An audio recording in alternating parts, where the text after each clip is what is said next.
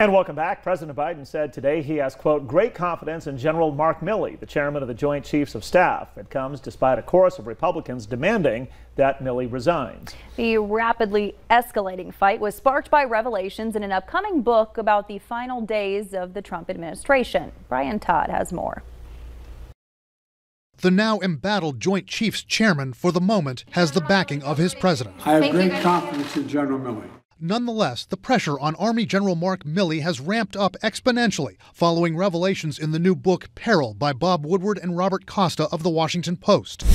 Republicans in Congress calling for Milley to be tossed out, even court-martialed if the allegations are true. They're furious over the reporting in the book that General Milley, right after the January 6th assault on the Capitol, called a secret meeting at the Pentagon to review the process for military action, including launching nuclear weapons. That Milley instructed top military officials not to take orders from anyone, including then-President Donald Trump, unless Milley was involved.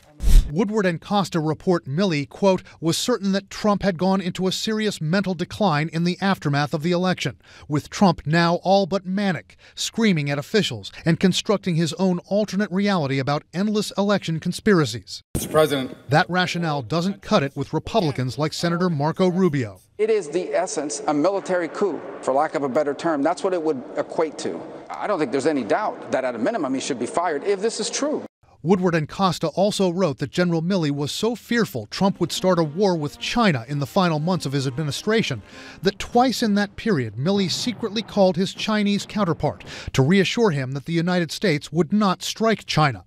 Responding to that, in an interview with Newsmax, Trump leveled a serious accusation at Milley. That's treason. I've had so many calls today saying that's treason. Conductor. General Milley's office now defends his calls with his Chinese counterpart, saying they were part of a series of calls with America's allies and adversaries at that time, quote, in order to maintain strategic stability.